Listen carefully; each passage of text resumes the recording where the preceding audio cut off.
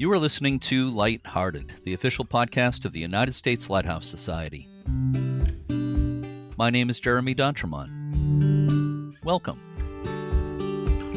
My co-host today is Michelle Jewel Shaw, rock and roll drummer and chairperson of Friends of Portsmouth Harbor Lighthouses. Hi, Michelle. Hello, Jeremy, and hello to all of our listeners out there. Today is January 21st, 2024, and this is episode 261 of Lighthearted. In a few minutes, we'll listen to a conversation about one of the oldest light stations on the Maine coast, Baker Island. First, I hate to bring this up, but we need to discuss something that's happened in the past few days, or really the past week. We're actually speaking on January 16th. Last week, there were three big storms last week. The first one brought about a foot or so of snow here in New Hampshire. But then there were two more storms after that had a big effect on the coasts of New Hampshire and Maine. So far, we know of more than a dozen. In fact, I think it's at least 15 lighthouses in Maine that were damaged by the storms. And in Newcastle, New Hampshire, near where you and I live, Michelle, Portsmouth Harbor Lighthouse was severely damaged. The lighthouse is on Coast Guard Station Portsmouth Harbor, and our local group, Friends of Portsmouth Harbor Lighthouses, a chapter of the American Lighthouse Foundation, has been working to preserve it and to give tours since 2001. I believe we've given tours for more than 20,000 people in that time. Michelle, you're the chairperson of the group, and you were, I believe, the first person to get there on Saturday after the worst high tide and that last storm. Can you describe what you found when you got there? Sure, Jeremy. Well, as I said, I got a text from the Coast Guard with a video showing the waves crashing up over the base of the lighthouse, and the Coast Guard had relayed the information that there was some pretty significant damage to the base, and I happened to be in the area, so they let me go down and check it out. When I got there, I had everything I could do not to cry, seeing the damage to the base of the lighthouse, the concrete of the lighthouse just broken up, and the timber that was, around the frame of the base was just strewn up on top of the base. And I didn't see the damage to the oil house that day because when I got there, the tide was still pretty high and the waves were still coming up over where once there was a seawall, which was part of the fort closer towards the Coast Guard station, that was demolished and waves were still coming up over that. So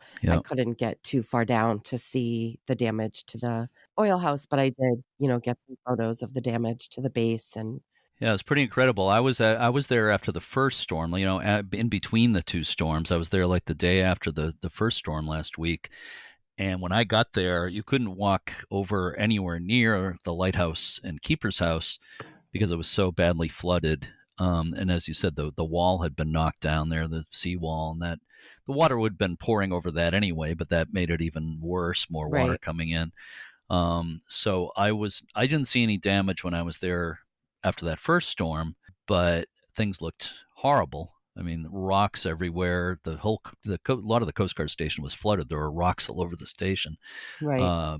I've been involved with the lighthouse since 2001, and I have never seen anything close to this. That's now the fourth. We've had four major floods in 3 years. And in the 20 years prior to that, I hadn't seen anything close. So it's been pretty bad. So as you said, the base of the lighthouse is a mess. And a lot of the concrete was added to the top of that base in 1998. But underneath that is the old 1804 base, the base of the 1804 lighthouse. And that's been there for over 200 years and had never sustained damage anywhere close to this. So it's just amazing what these storms are doing lately. Yeah. But and as you said, the oil house also was badly damaged. There's a big chunk out of one part of it, the lower corner, and then near the roof, there's a lot of bricks missing. So support for the roof is not good at this point. The floor, a lot of the floor is gone, et cetera, et cetera. So we also know that there has been damage to at least a dozen, but I think it's probably quite a bit more than that, Maine lighthouses in these storms lately.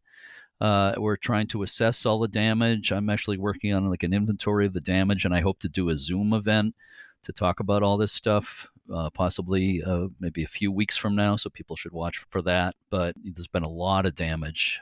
I won't start going into it right now, but we're still assessing all that, and we're still assessing what we're going to do at Portsmouth Harbor Light moving forward. Right. Yeah. People will notice if you live in the area, if you go by, happen to see the lighthouse, the light is not working right now as power lines were severed during the storm. So the lantern is not working at this time. Yes, I'm glad you mentioned that. Yeah, there is no navigational light there for now. That familiar green light Yes. isn't happening. But the Coast Guard, before repairs can be made, I wouldn't be surprised if the Coast Guard puts some kind of temporary light there. I'm not sure how they'll do it. But for now, there's no light, which is a weird thing in itself, because if you're around there at night, that green light is such a familiar sight. Right. Yeah. So we could talk about that for a long time, and you and I, Michelle, will be talking about it a lot, I'm sure. But for now, I think we should move along and get to our interview in today's podcast. So can you please help me out, Michelle, and tell everybody about Baker Island and our guest? Sure, Jeremy. Baker Island in Maine is about 4 miles southeast of the much larger Mount Desert Island. Baker is one of the 5 islands that make up the Cranberry Isles. A lighthouse was established on the highest point of the island in 1828. The early history of the light station is very much tied into the history of the family of William and Hannah Gilley. The Gilleys had taken possession of the island in the early 1800s, and William Gilley was appointed as the island's first lighthouse keeper at $350 per year. The first lighthouse tower wasn't well built, and it was replaced in 1855 by the 43-foot-tall cylindrical brick tower that still stands today. After many years of keepers and families living in the light station dwelling, the house has been unoccupied since the light was automated in 1957. Baker Island Light Station is now owned by the National Park Service as part of Acadia National Park, while the Coast Guard maintains the navigational light. There are Acadia National Park ranger-led tours of the island from Bar Harbor in the summer. Keepers of Baker Island is a nonprofit that was formed to support the National Park Service with the care and upkeep of the island's natural and cultural landscape.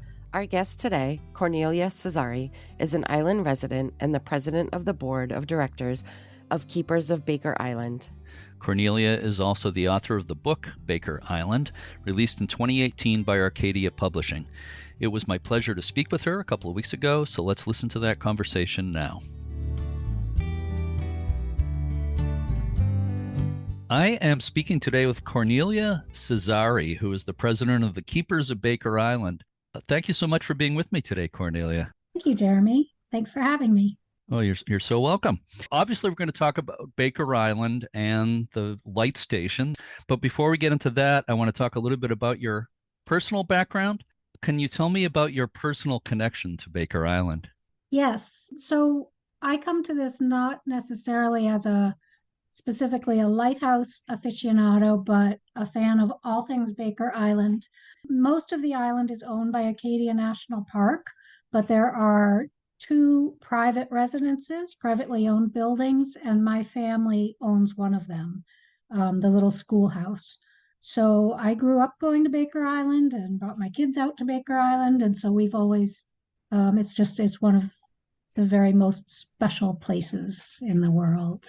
In studying the history of it, the lighthouse piece followed, and I've been learning more and more. Sure.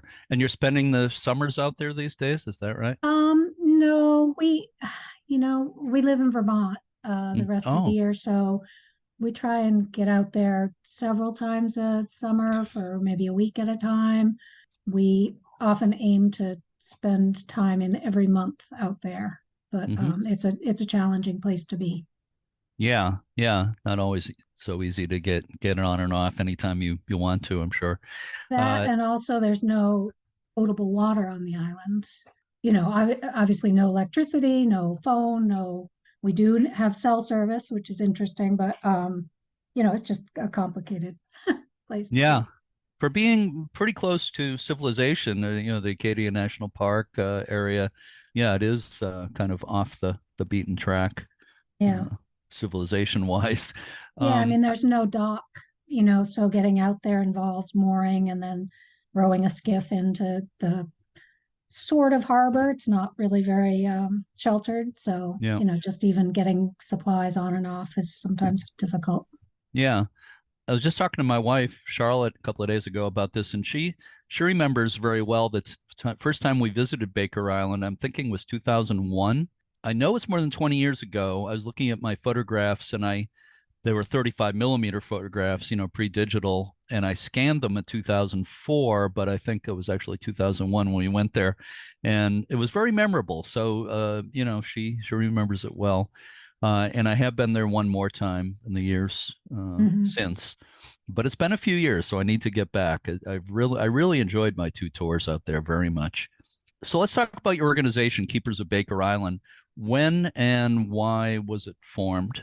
Well, we've always done work out there just as residents. We increased our volunteer efforts out there, and then in conversation with the park, it's been 20 years, they suggested that we set up a 501c3 and become official for funding purposes and just to formalize our agreement and our work. So we basically did it on their say-so.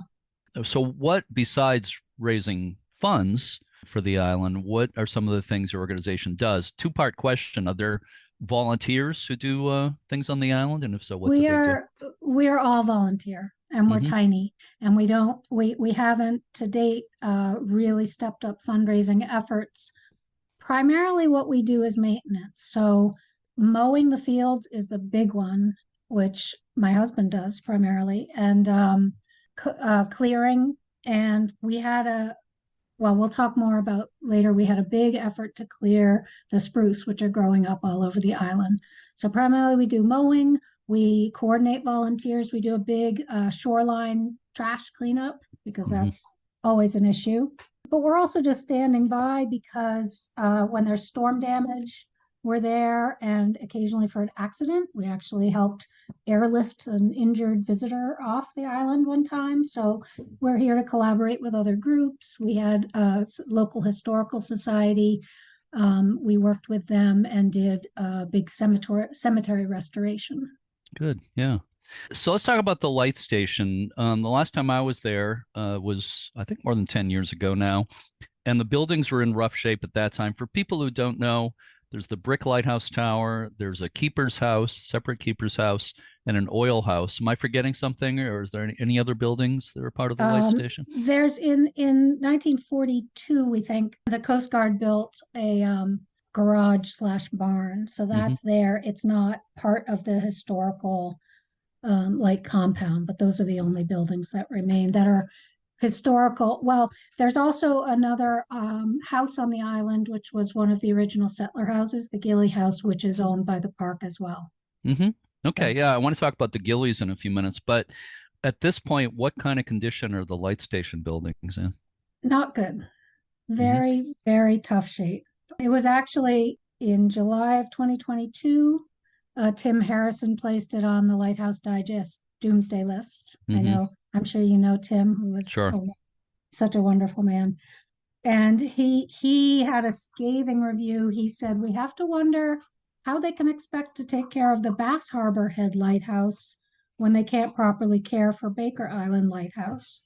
What the National Park Service has allowed to happen at Baker Island is shameful, were his words. So they're in tough shape. And there have been a lot of assessments done. I could just list them real quick.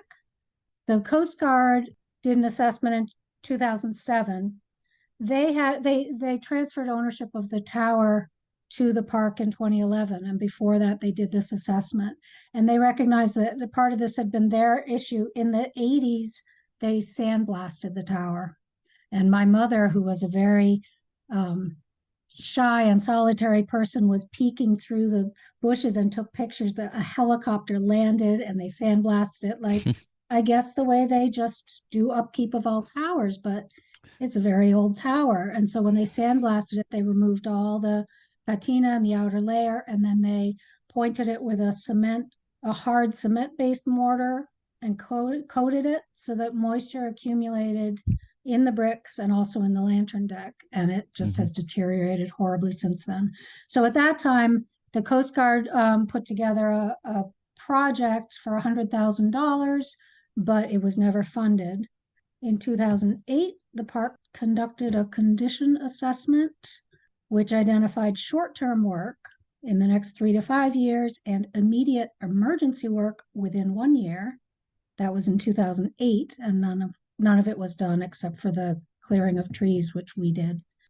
And then they did an archaeological reconnaissance in 2008 and a cultural landscape inventory in 2009, another assessment report in 2013.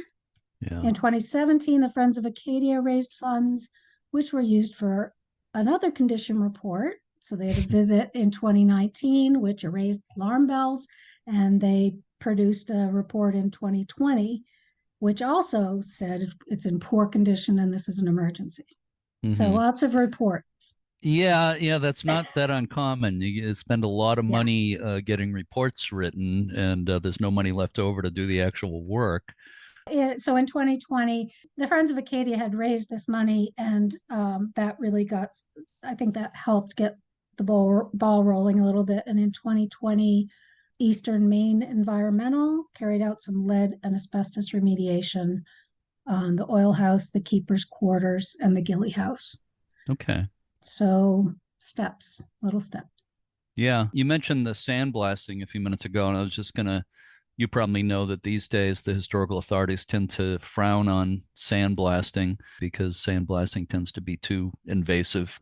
But that was then, this is now. There's a lot of, and also the kind of paints they use these days are, there's more knowledge about that kind of thing. We've gained a lot of knowledge as time has gone on.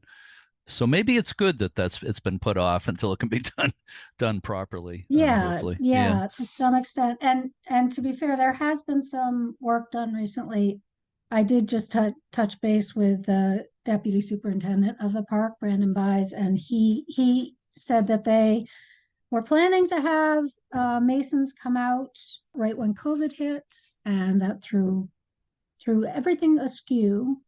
And so they are now planning to have them out to the park next summer, 2024, to do an assessment and then have the work hopefully completed in 25.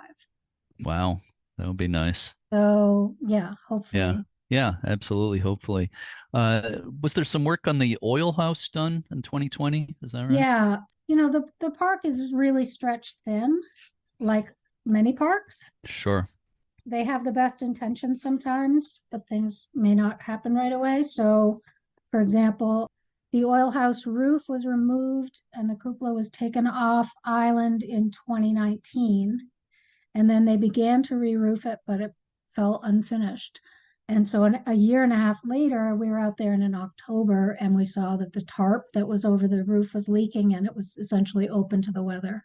So we happened to be there and were able to get permission to do some emergency repairs. And then the following summer, we got permission to start over, tore off the old shingles that were half done and re-roofed it. Really, some of our volunteers had the background to do this, and they did a really careful historical job of re-shingling it. So the cupola in the meantime was beautifully recreated because it was in such bad shape at the park headquarters, and we're hoping to assist with putting that on in 24. You're saying cupola of the oil house? You talk about like the chimney kind of thing on the roof, is it? Yeah, it really was just like a little cupola vent thing. Yeah, like a vent. Yeah, exactly. Yeah, fairly typical oil house, brick oil house, right? Yeah. Early 1900s. Yeah. In 1905. Yeah, around 1903 to 1905, the government built those light stations all over the country, basically. Yeah. So let's go back and talk a bit about the history of the place. Okay, and it is, I believe, the oldest light station in the Acadia region. Is that correct? Yeah, yep. 1828. Mm-hmm. So why did they build a lighthouse on Baker Island in the first place? Well, its position, it's in the southwest entrance to Frenchman's Bay. Mm-hmm. And there is a bar that connects it at low tide to Little Cranberry Island, Islesford. It's one of the 5 Cranberry Isles. So at low tide, you always get a little bit wet, but you can wade across to the other island. And that bar obviously has been a real shipwreck trap over the years when coastal schooners were traveling up and down. So it was an important spot for one. A lot of, and also passenger vessels, right? Going to and from Bar Harbor. That was probably part of it. Well, not back then, not in 1828. That came later. Well, not too much. Like the visitors, the rusticators started coming. So you mentioned earlier the Gilly family, and you can't talk about the history of Baker Island without talking about the Gilly family. It's an amazing story, really. They who were the Gillys, and how did they come to kind of take over Baker Island? So William Gilly and his wife Hannah, she was a Lurvy. They were, in the region, and they presumably they came there and fished seasonally and built a log cabin, but they moved out to the island permanently in about 1806, we think, between 1806 and 12, with a couple of babies. And they just ended up staying year round. He and his brother Francis built a big farmhouse, and they ended up having 6 sons and 6 daughters. And they sort of squatted and just owned the island. And it's a fascinating legal battle that ensued later. But at any rate, they had lived there for 20 years when the government decided to build a lighthouse there. And William Gilly, at John Quincy Adams' recommendation, I don't know why, was appointed the first keeper. So he was a keeper for 20 years. Yeah, I want to talk more about that. But the Gilly family, members of the Gilly family were on the island for what, over 100 years, right? Yeah, till 1929. Well, 1930 is when the last one moved off. Fascinating family. So there were the 12 kids, and of them over the years, 2 or 3 stayed.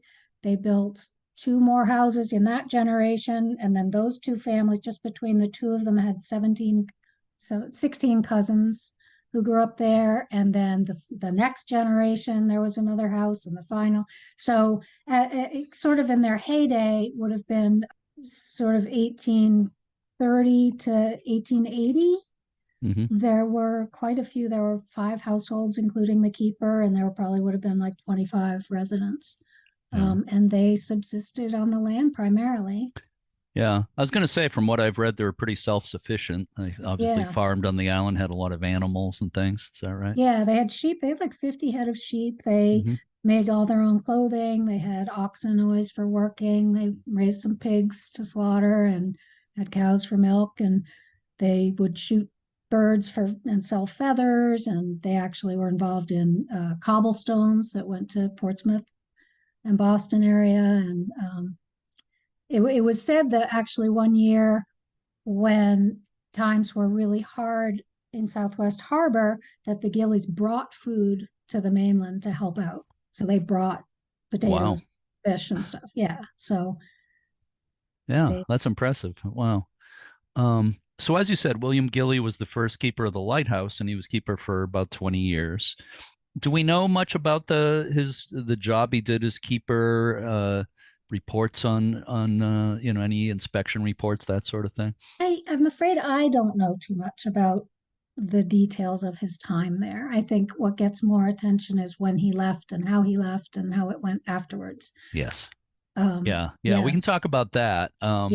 I do know a little bit about that it wasn't that harmonious with the he left, right? He left Baker Island and went to Great Duck Island. Was in 1849, the political parties, the Whigs, came into power, and he was told, since it was a political appointment, he would have to change his affiliation. And complete with expletives, he exclaimed that he would not change his political affiliation for all the lighthouses in the United States. And he moved out to Great Duck, which he had purchased, which was farther out, and he lived there for 10 years. Which later had a lighthouse. Great Duck later had a lighthouse, but it didn't at that time when he owned it. Yeah, it was a tougher island for landing, and it was that much more remote.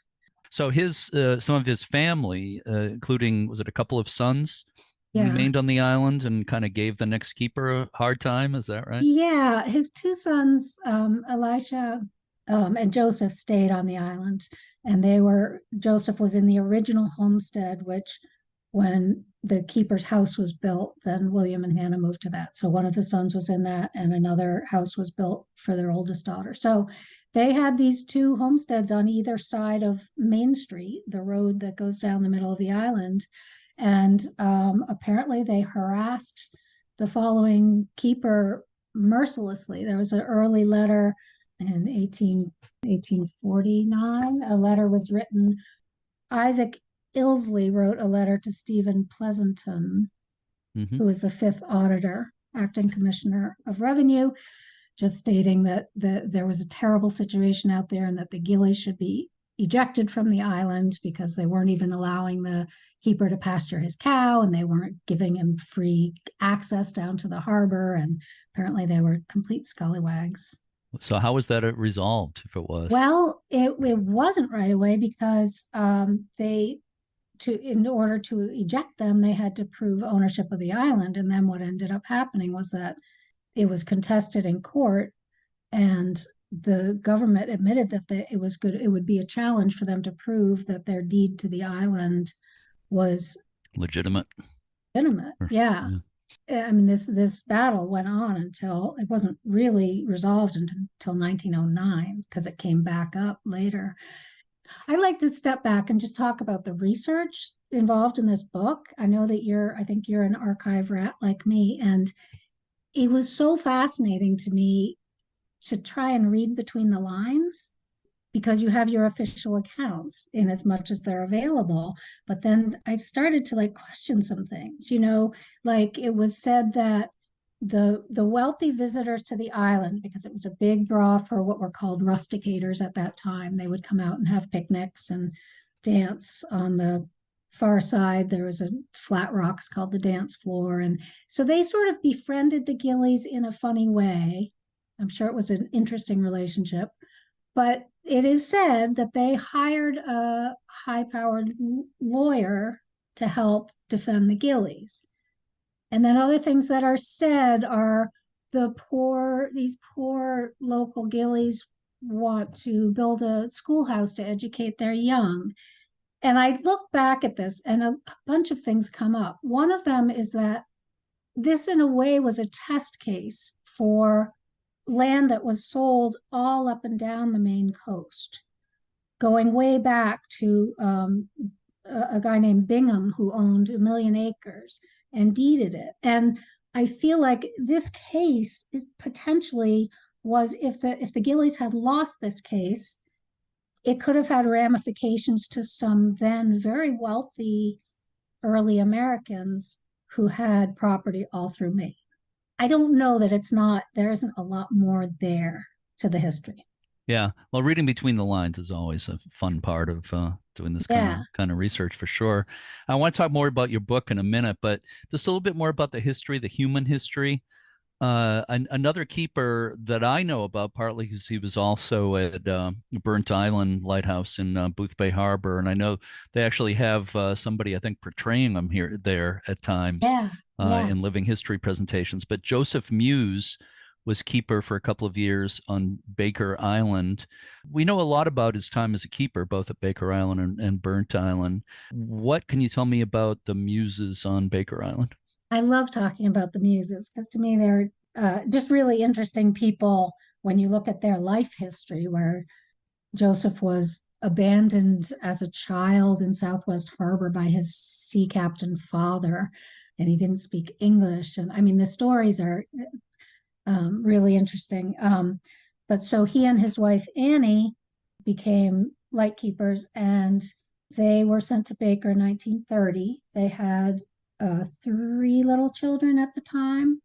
So in August of 32, his son Ronald, who was 12 years old, drowned off the bar. And it's poignant to me because I had 2 sons and a daughter right about that same age, and they used to build rafts off the bar, and that's exactly what they were doing, and Ronald drowned. They were really bereft. They asked for a transfer but didn't get one yet. His wife Annie was pregnant, and then come November, she went into labor, and it was a stormy night in November, and she went into labor, and the keeper couldn't leave the island. So he called to the life-saving station across the bar, and those surfmen showed up with their rowboat, and they came and they took her in a launch, and the baby didn't wait. And so their baby daughter Prudence was born into the wool peacoats of the surfmen who delivered this baby off the coast of Southwest Harbor. Wow. So it's incredible. And I found his logbook entries, and they're so stoic and brief, and Yeah, even around the time his child died. Apparently. Yeah, it was like sun drowned, and then went to Southwest Harbor for a funeral, like just the slightest, and then polished brass and painted. Wow. I always tell people lighthouse keeping wasn't as romantic as you think. It was, especially at an island lighthouse, the more remote ones. It was tough. Yeah. So then I was able to meet Elaine Jones, who I know you had on your program, what an inspiration. That program that she set up there at Burnt Island is, to me, just such a model. I just love it. So where they ended up in Burnt Island, where they were happily keepers for many years. And so, yes, they have reenactors there. So Tim Harrison, again, of the Lighthouse Digest, was doing these grave marker programs. Yep. And several of the Baker keepers are buried at Mount Heights Cemetery in Southwest Harbor. So we did, I think it was in 2016, we had a ceremony there. And Elaine Jones came, and she brought two of the Muse daughters, who were now elderly women. So we got to meet them, and that was really special. It is. Yeah, it's always great to make those connections with the people who actually live this history, or descendants, and so forth. Yeah, that's wonderful. So moving on, you mentioned your book earlier, and I want to talk a bit more about your book. First of all, what made you decide to write a book about Baker Island? This sounds so trite, but I wanted to read it, and it hadn't been written, so I had to write it. It's just that this history hadn't been gathered in one place, and even the photographs, and my mother before me did a lot of research, and fortunately at that time she was able to interview some people who had lived on the island, and so after she died, I kind of gathered up her folder and just continued with it, and went to archives in all over DC, Waltham, the Augusta, the Acadia archives had quite a bit. And then I hunted down people. Ancestry.com was an amazing resource, because I was able to look at old town reports, and I had long lists of, like, for example, I would find someone whose name was listed as being a school teacher for one term, and she was paid, $15. And then I would search for someone by her name. I would be roughly her age, where she lived. Usually they married after they stopped teaching. And then I would send out emails to all the people who had this person in their family tree. And then I would explain my project. Is there any chance, your grandmother was taught on Baker Island? And I was able to find so many people that way. And it was fascinating. Like, I introduced members of families to each other, because, and I found the surviving sister of a young man who was stationed on Baker Island during World War II, and who died shortly after that. And she sent me letters and pictures. And I mean, it was a really complicated and fascinating research project. It was really neat. Yeah. Well, like you, I love visiting these archives and historical societies and so forth. It's a lot of fun, the hands-on research, going through files and boxes of stuff. But there's so much you can find online now. It's absolutely incredible, and more all the time. The stuff is being digitized more and more. Well, what I did a lot, more than archives, I would say, is I would find a person, and I would go and I would sit with like an elderly person and look through her photo albums and talk. And that piece really, really neat. It's like treasure. It's like finding treasure when you talk to these people. Absolutely. Yeah. I love it when out of the blue somebody emails me and said they're the grandchild of a keeper or whatever. Yeah. Oh, by the way. Yeah. Yeah. Any little bits of information. It's all great stuff. So anything else about when you were working on your book any surprising things about the Gilly family that we haven't already talked about, or stuff that wasn't known before that you uncovered in your research? Either the Gillies or any other part of the history there. Well, a lot of it was unknown to me. And it gave me a bigger picture sense of what it was like to live there and to be a keeper. People would say, when people visit the island, they say, those hardy souls who lived on this island, they must have been so remote. And then I realized in my research, it wasn't really. Living inland in Western Maine would have been more remote. When travel was by schooner and trade was on the sea, actually being on an island, was not as much of a hardship as you might think. And so I guess I would say I got a better and more clear picture of the Gilly family. There were surprises. Clearly, I'm actually still learning some stuff. I still have leads I need to follow up. I was giving a book talk at the library, and a gentleman quietly came up to me beforehand and said, "I lived on Baker as a kid. My father was a keeper." And I just said, "What?" And like you said, when you get these calls, by the way, I in fact had a really exciting discovery in 21. My mother had interviewed a woman named Leona, who was the last baby born on Baker, and she was sort of the last one there. And in the interview, I'm listening to this old distorted cassette tape where I can sort of hardly understand her. I swore she said she had a twin sister who died. And I was like, because she had one older brother who died at birth, and he's buried in the cemetery. And then it was her and her twin sister. So I thought, baby must be buried on Baker if she was born there. But there was no sign of it. There was no record. And then I was digging because I was planting I always plant flowers at the cemetery. And I started at that point putting a second flower next to where the baby boy was, because I thought there must be a baby girl. And as I was digging, I found her stone. And that was, wow. It was so amazing to discover this soul. So it's an ongoing discovery. Yeah. Talking about how finding the stuff is treasure. That's kind of like finding buried treasure in a sense there. Yeah. I was really, really moved when that Yeah. Happened. Oh, definitely. So refresh my memory.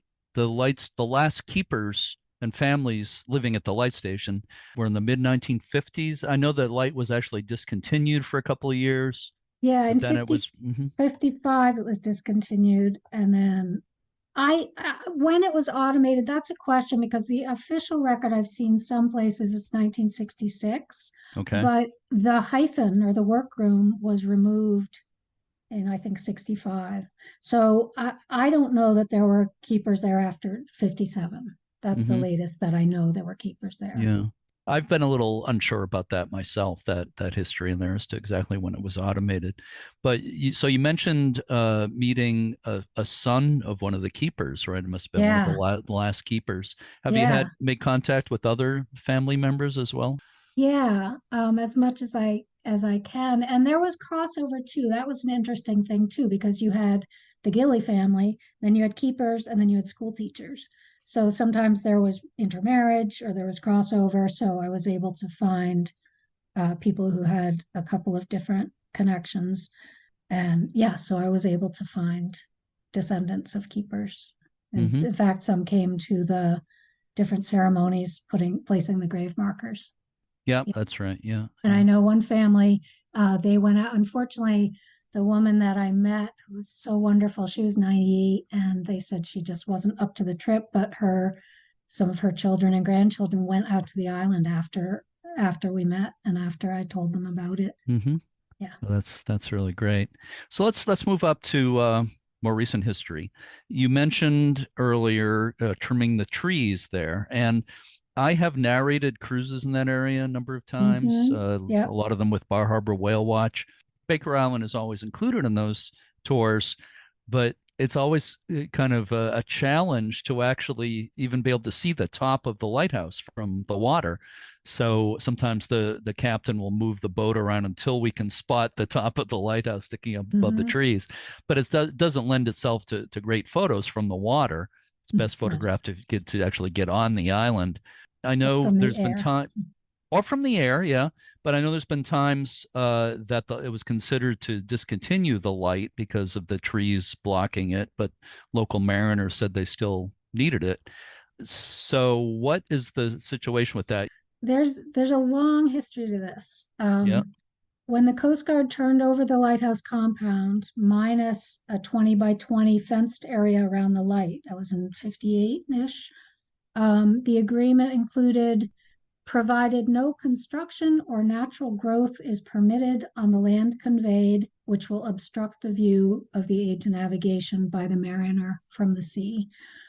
Almost the whole island had been cleared by the gillies, but the spruce, was relentless, and it grew up and it had choked out even most of the deciduous trees. And trees not blocking the view were causing damage to the tower as well as other structures. We used to have people occasionally come to the island and they'd come back from walking to the dance floor and they'd say, I thought there was a lighthouse on this island because it was so obstructed. Yeah. So, and when we were little kids, as children, we had this kind of secret pact that every resident was expected to pull 100 spruce seedlings every day, which became a little competition. So we were pulling sometimes 1,000 seedlings a day, and we still couldn't keep up with it. And it was complicated because it's national park. So you can't just cut trees, and also to cut trees, they have to dispose of the fuel, which is what they would call it. So, I understand that it was complicated. It involved a lot of different departments, but this had been one of our primary goals from the start, was to improve the aid to navigation effectiveness. My husband, John, spearheaded a campaign to address this and really got the park moving. And there was a massive clearing effort between 2012 and 2014, which made a huge, huge difference. And you haven't been on the island since, but you'd see a big difference from on the island. That was done primarily with fire management crews from both Acadia and even the Cape Cod crew came up and they camped on the island, and he brought out his tractor and helped them haul the trees, and they burned. It was supported by all the other park departments as well because it restored historic vistas. So that's the cultural department. It dramatically enhanced the visitor experience, and it helped delay the deterioration of the buildings in addition to enhancing the aid to navigation. So that was a pretty huge deal. No clearing had been done for decades. We had people come to the island who were like, they saw it from a nearby summit of a mountain and said, I had to come see for myself. Like it made such a huge difference. Huh. There will be a next cut, and that will open a direct view of the lighthouse to the Baker Harbor to improve visitor experience from tour boats. Oh, cool. And further enhance its value as an aid to navigation. So yeah, that bar, boats still occasionally run aground on that bar. So yeah, I believe the daily lighthouse cruises that Bar Harbor Whale Watch offers go near there. Is that they right? do, and we hear them, narrating off the island. But again, until we do this next cut, it's pretty hard to see the lighthouse. Yeah. So, and there are air tours daily, several times a day in high season, and they see it from the air. From the Bar Harbor Airport, right? Yeah. I did that once a long time ago in the 90s. Yeah. I won't talk about what happened on that flight, but it was now I want to know. Flying in small planes and taking photographs doesn't agree with me that well. That's as far as I'll go. But anyway, other than that, it was fun. So back to Acadia National Park. The island again is part of Acadia National Park. The park owns the light station. Eventually, when things are improved, when the buildings are at least partially restored, are there any plans for the use of the buildings by the park? I would say that's really far out of the picture at this point. Until the full asbestos and lead is remediated and the buildings, quite honestly, are saved. Yep. It's not really been a discussion at this point. They've faded so badly. Do you have any hopes for a museum or anything like that? I know, We'd like again, to, it's pretty much, yeah, go ahead. yeah, we'd like to at least have displays in the windows because the windows are boarded up of the Gilly House. So we'd at least like to have some. We do have some stuff displayed in the oil house, and I like putting out some of the pictures of how the island was earlier, and including some of that. So, I mean, ultimately, that would be a vision for us. You know, there are grander visions. Like I said, Elaine Jones, the work that she's done has been such an inspiration. I mean, there's, of course, there's all kinds of things we imagine, but at this point, it's been decades, and we just at this point want to save the buildings. Yeah, It's getting pretty drastic. first things first, Yeah. definitely. So, what has the working relationship been like of your group with Acadia National Park? I would say it's very complicated. Several departments are involved. So there's interpretation, which is the education and the rangers who give the tours. There's fire management. There's the cultural resources. And then there's the flora and fauna people. So invasive species management. And there was some concern at one point about cutting because of bats, to make sure there were no bats before they'd cut any trees. You know, so it's just extremely complicated. And, you know, they're a federal agency, and I'm sure other lighthouse groups experience the same thing. The wheels just move so slowly, you know, and personnel changes can create learning curves. Right now, I feel like there's some good Baker friendly folks in the park, and I feel hopeful. But like an example, replacing the signage. Some of the signs, they're completely worn out and hard to read, and there's even inaccuracies in them. So that was verbally approved over a decade ago, but then it has to go through all these official channels. It has to be approved by then it has to be sent to their sign shop, and ultimately we finally just replaced unofficially. I painted signs and we just placed them, which they we haven't gotten in trouble, but we have really tried to follow official channels, you know, really Yeah, tried to do it right, but it's hard. yeah, And in the last few years, the COVID and budget and personnel issues have made it really difficult for Baker to get the attention that it really needs. So we stand by to fill gaps as necessary when it's approved, you know, and they were hesitant to let us do any kind of work on buildings, which I understand. But I think they're recognizing that they need, you know, they appreciate our help. We always get thank yous, but I think they must just be so stretched, you know. yeah, yeah. I completely understand from, We're also, Acadia is huge, you know, there's yes, so much yes. there, and we're kind of out of sight, out of mind being off the coast. Right. That's a good point. Yeah. Acadia, it's among the most visited national parks in the country, right? So, Yeah, yeah. yeah. Visitorship is always up, and in fact, they desperately had to focus on transportation issues. You now need a reservation to drive up Cadillac, you know, and with LL Bean, they have these Island Explorer buses, and you know, so they have these like really pressing needs Wow. environmentally. I didn't know that. I've been to the top of Cadillac Mountain many times over the years. I didn't Yeah, know you needed reservation now to do that. So that's, do now just because the traffic was yeah. it was such an issue. They're just bumper to bumper, and you know Yep. everything comes onto the island on this narrow causeway, and there's one park loop. You know, it's sort Yep. of getting loved to death. You know, Yes. Yes. I know exactly what you're talking about. And the last time I went to the top of Cadillac Mountain with a bus tour, it was mm, so crowded up there.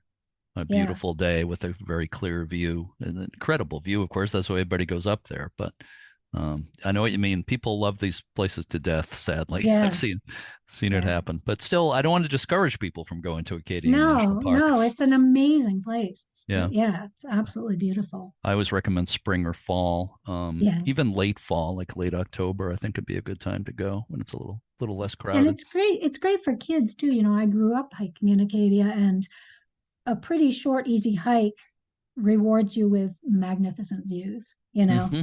So it is a nice place for kids to be introduced. Oh yeah, yeah, great trails and everything.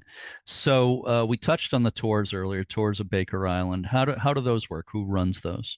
Those are the Bar Harbor Whale Watch Company, as you know, out of Bar Harbor, and there's a ranger on the tours. Typically, they've been like 3 days a week, depending on demand. There's also, it's a day use area for the park, and on a really busy summer day, we'll have over 100 visitors in their private boats.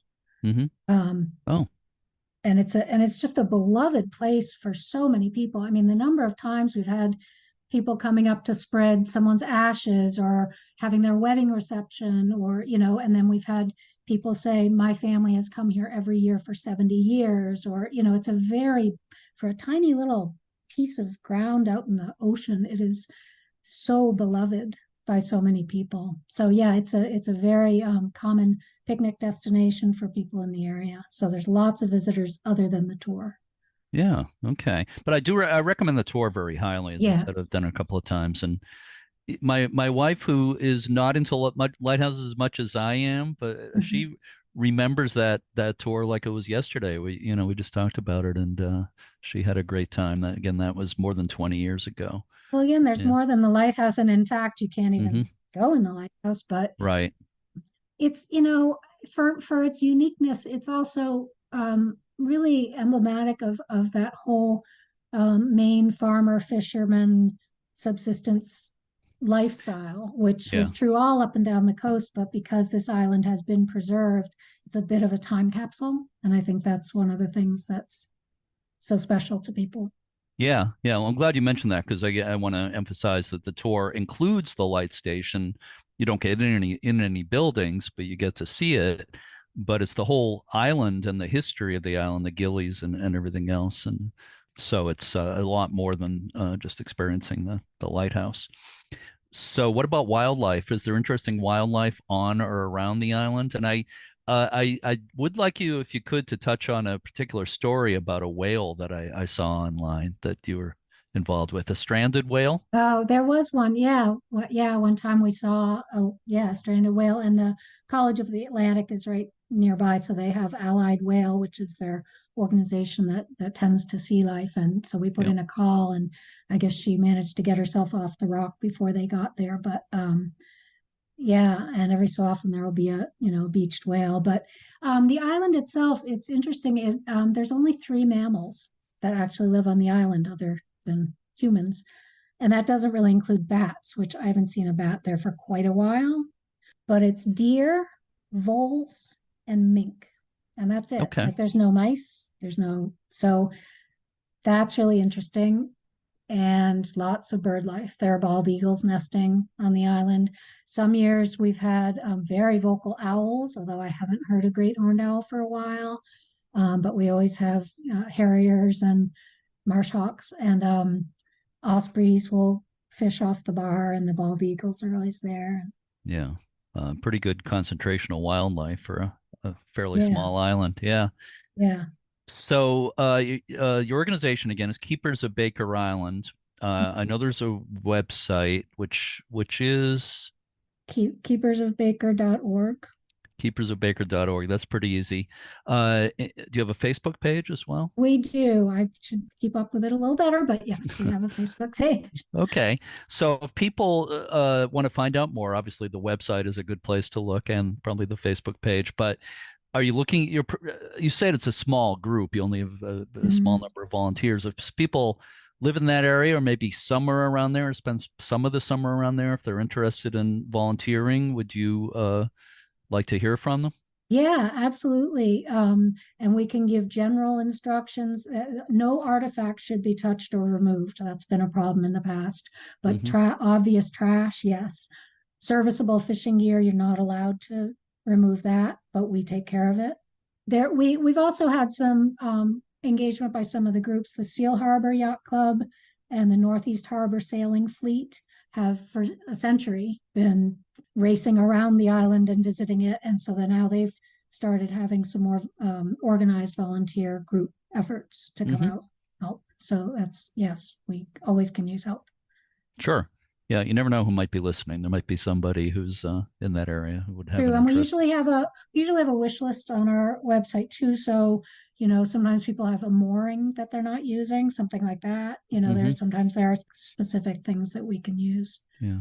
Can people donate through the website as well? Yep, Yeah, absolutely. Always welcome donations, and I'm sure. hoping to, the Lighthouse project is going to be $1 million project, and that will be a big one. And I like the idea of the centennial of not that specific lighthouse, but 1828 is when the first lighthouse came. Mm-hmm. So I like the idea of making that a target to really finish up some work. Oh yeah. Oh, well, that'd be great to tie it into that. You've got what, 4 years to make that Yeah. happen. Yeah. Right. Yeah. 200th anniversary would be very exciting. So I have one final question for you for bonus points. Okay. That question is, this doesn't have to just pertain to the lighthouse, but what is your favorite thing about Baker Island? It's a really, really hard question. So it's just my favorite place.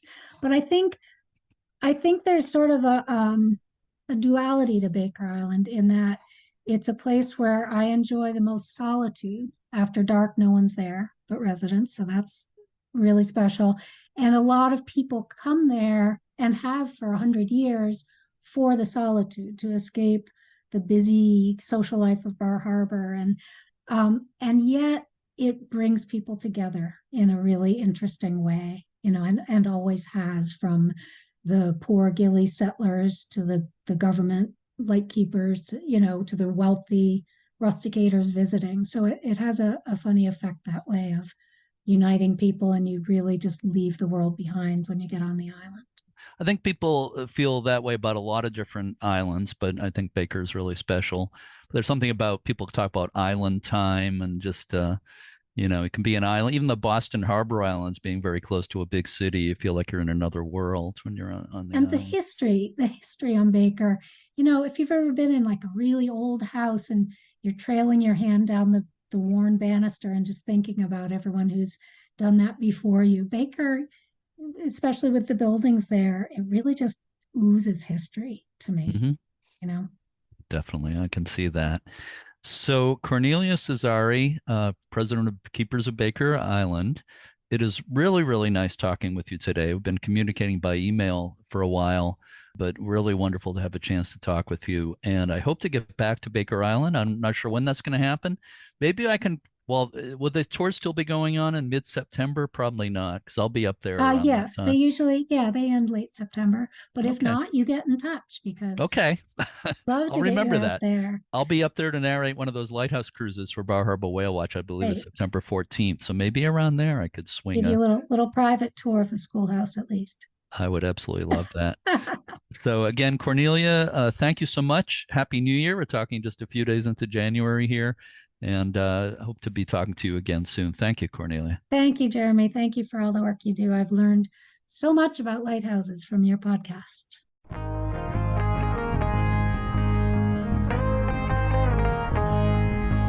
To learn more about Keepers of Baker Island, visit keepersofbakerisland.org. And to learn more about the public tours to Baker Island, visit barharborwales.com and look under cruises, and you'll see the Baker Island cruise listed. Yeah, there are a lot of things to do in Acadia National Park. You can drive to Bass Harbor Headlight, very famous lighthouse, which is now part of the park. Bar Harbor Whale Watch, which you just mentioned, does the tours to Baker Island. They also have daily cruises in the summer that go near the lighthouses, the local lighthouses. Also, this coming September 14th, I'll be helping to narrate an all-day Mid-Coast Maine lighthouse cruise with Bar Harbor Whale Watch. Look under cruises at barharborwales.com, and you'll see the listing for the Mid-Coast 16 lighthouse cruise. I'm really looking forward to it. They do some of the best lighthouse cruises in the Northeast. The cruise in September will include Matinicus Rock and Mount Desert Rock, which are two places that are way offshore and really difficult to get close to normally. Since we're talking about lighthouse cruises, I want to let people know that Friends of Portsmouth Harbor Lighthouses now has 3 cruises posted for their coming season. There will be sunset cruises to see 3 lighthouses on June 21st and June 28th, and a daytime 5 lighthouse cruise on September 21st. They all go out of Rye, New Hampshire, with Granite State Whale Watch. Check out portsmouthharborlighthouse.org to learn more. I will be on those cruises, and I'm pretty sure you'll be on at least one of them. Is that right, Michelle? Absolutely. Good, yeah. Looking forward to them, so maybe we'll see some of our listeners on board. Check out uslhs.org to learn more about tours, the Passport program, and everything the U.S. Lighthouse Society offers. Don't forget that memberships and donations help support this podcast. Also, if you listen with Apple Podcasts, please rate and review us. So do you have a quote about winter, Michelle? I do, Jeremy. George R.R. Martin, author of Game of Thrones, once said, quote, My old grandmother always used to say, summer friends will melt away like summer snows, but winter friends are friends forever. End quote. Next week, we'll take a look at the Old Point Loma Lighthouse in San Diego, California. Until then, to all our regular listeners and our new ones, thank you so much for listening, and keep a good light. I'm gonna let it shine, this little light of mine. I'm gonna let it shine, let it shine, let it shine.